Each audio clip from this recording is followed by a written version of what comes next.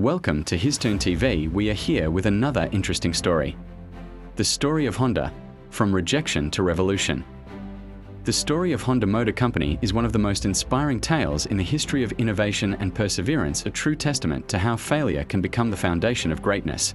At the heart of this story is one man, Soichiro Honda, a dreamer, mechanic, and visionary who turned rejection into revolution. The humble beginnings. Soichiro Honda was born in 1906 in a small village in Japan. His father was a blacksmith who repaired bicycles, and from a young age, Soichiro showed a fascination with machines.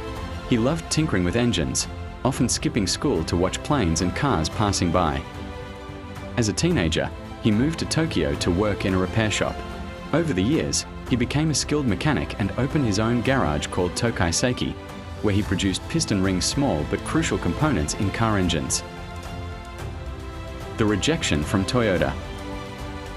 In the late 1930s, Soichiro Honda's company, Tokai Seiki, developed a new design for piston rings. He was proud of his invention and believed it could revolutionize Japan's growing automobile industry. Confident in his product, he took it to Toyota, Japan's biggest car manufacturer at the time, hoping to become one of their suppliers. However, after examining his design, Toyota rejected him. They told him his piston rings did not meet their standards. It was a crushing blow. Many would have given up at that point, but Honda saw the rejection differently. Instead of being defeated, he went back to school to study engineering properly and refine his design.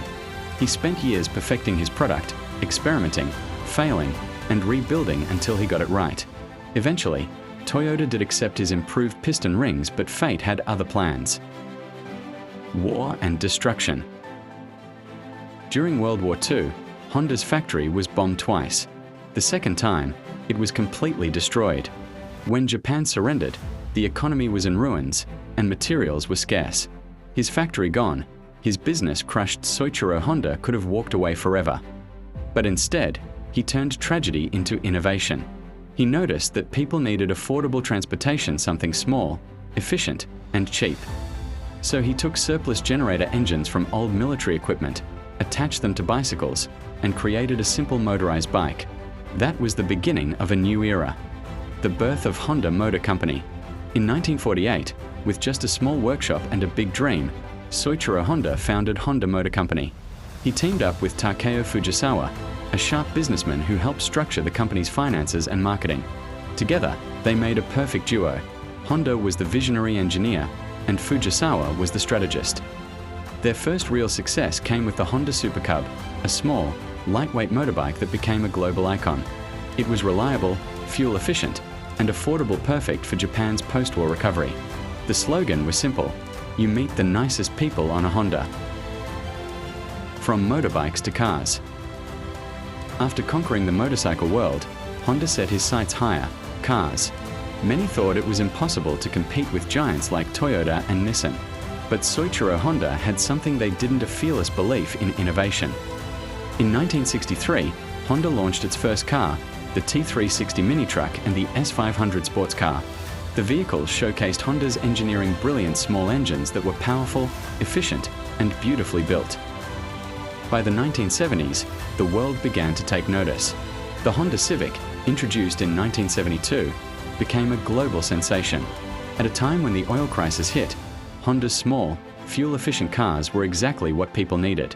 The Civic's success opened the doors to the American market, a place where few Japanese automakers had succeeded before. The legacy of rejection.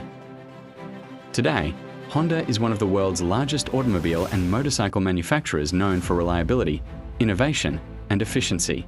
From Formula One engines to hybrid cars, from motorcycles to aircraft, Honda's name stands for engineering excellence. But behind all that success lies a simple truth: it all began with rejection. When Toyota said no, Soichiro Honda said, "I will make my own way." His story reminds the world that rejection is not the end of a dream sometimes, it's the spark that ignites it. Soichiro Honda's philosophy. Honda once said, "Success represents the 1% of your work which results from the 99% that is called failure." And that is the legacy he left behind, that true innovation is born not from comfort, but from challenge. From a young mechanic in a village to the founder of a global car empire, Soichiro Honda's journey proves that failure is not a wall, it's a doorway to greatness. See you next time on His Turn TV. Follow for more interesting and exciting historical videos. Thanks for watching.